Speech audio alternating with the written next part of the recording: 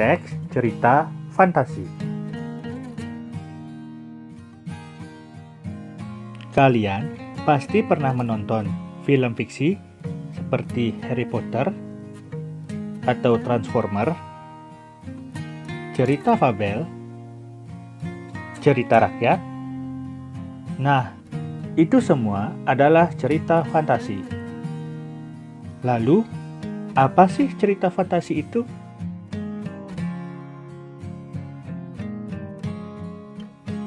Jadi, teks cerita fantasi adalah cerita fiksi yang bergenre fantasi atau dunia imajinatif yang diciptakan penulis.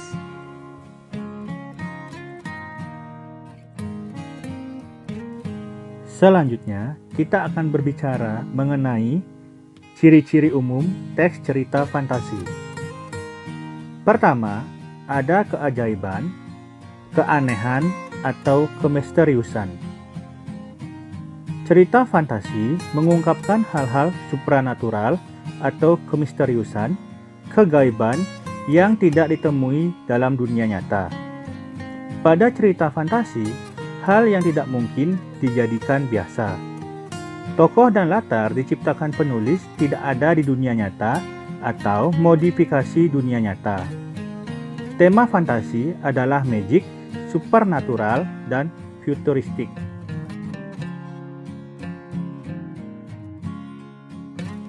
Selanjutnya adalah ide cerita. Ide cerita terkadang bersifat sederhana, tapi mampu menitipkan pesan yang menarik. Tema cerita fantasi adalah magic, supernatural, dan futuristik. Contoh, pertempuran Komodo dengan siluman serigala untuk mempertahankan tanah leluhurnya, petualangan di balik pohon kenari yang melemparkan tokoh ke zaman Belanda, zaman Jepang, lalu ada kegelapan karena tumbukan meteor, kehidupan saling cuek dalam dunia teknologi canggih pada 100 tahun mendatang.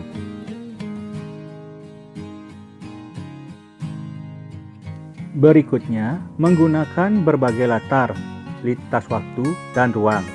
Peristiwa yang dialami tokoh terjadi pada dua latar, yaitu latar yang masih ada dalam kehidupan sehari-hari dan latar yang tidak ada pada kehidupan sehari-hari. Alur dan latar cerita fantasi memiliki kekhasan. Rangkaian peristiwa cerita fantasi menggunakan berbagai latar yang menerobos dimensi ruang dan waktu. Misalnya, tokoh Nono bisa mengalami kejadian pada beberapa latar. Latar waktu liburan di Wilgi, latar zaman Belanda, dan sebagainya. Jalinan peristiwa pada cerita fantasi berpindah-pindah dari berbagai latar yang melintasi ruang dan waktu.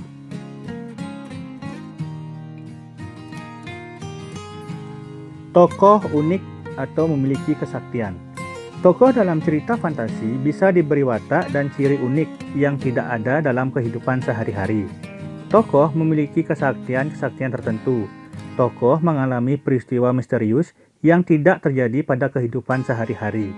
Tokoh mengalami kejadian dalam berbagai latar waktu. Tokoh dapat ada pada setting waktu dan tempat yang berbeda zaman. Misalnya bisa pada waktu lampau atau waktu yang akan datang atau futuristik. Bersifat fisik. Cerita fantasi bersifat fiktif, artinya bukan kejadian yang nyata. Cerita fantasi bisa diilhami oleh latar nyata atau objek nyata dalam kehidupan, tetapi diberi fantasi. Terakhir, bahasa. Penggunaan sinonim dengan emosi yang kuat dan variasi kata cukup menonjol. Bahasa yang biasanya digunakan dalam cerita fantasi adalah variatif, ekspresif, dan menggunakan ragam percakapan, atau bukan bahasa formal. Selanjutnya, kita akan berbicara mengenai jenis-jenis cerita fantasi. Jenis cerita fantasi berdasarkan kesesuaiannya dengan kehidupan nyata ada dua kategori, yaitu fantasi total dan fantasi sebagian atau irisan. Cerita fantasi total berisi fantasi pengarang terhadap suatu objek. Pada kategori ini, semua yang terdapat dalam cerita tidak berada atau tidak terjadi di dalam dunia nyata. Misalnya, cerita fantasi Nataga itu total fantasi penulis. Jadi, semua nama orang, semua nama objek, semua nama kota benar-benar rekaan pengarang. Sedangkan cerita fantasi irisan yaitu cerita fantasi yang mengungkapkan fantasi tetapi masih menggunakan nama-nama dalam kehidupan nyata. Menggunakan nama tempat yang ada dalam kehidupan nyata atau peristiwa pernah terjadi pada dunia nyata. Misalnya, contoh kartun Shaun the Sheep bercerita mengenai domba-domba yang hidup di peternakan. Jenis cerita fantasi berikutnya adalah cerita fantasi sezaman dan lintas waktu. Berdasarkan latar cerita, cerita fantasi dibedakan menjadi dua, yaitu latar lintas waktu dan latar waktu sezaman. Latar waktu sezaman berarti latar yang digunakan pada satu masa. Misalnya, fantasi yang terjadi pada masa kini, masa lampau, atau fantasi yang akan terjadi pada masa yang akan datang. Sedangkan latar lintas waktu berarti cerita fantasi menggunakan dua latar waktu yang berbeda. Misalnya, masa kini dengan masa prasejarah atau masa kini dengan masa 40 tahun yang akan datang. Selanjutnya, kita akan berbicara mengenai struktur teks fantasi. Yang pertama adalah orientasi. Orientasi merupakan bagian pembukaan teks yang berisi pengenalan tokoh, latar, watak, dan konflik. Contohnya, Minggu pagi yang cerah, Ardi, Handi, dan Dani berada di Candi Trowulan. Berikutnya adalah komplikasi.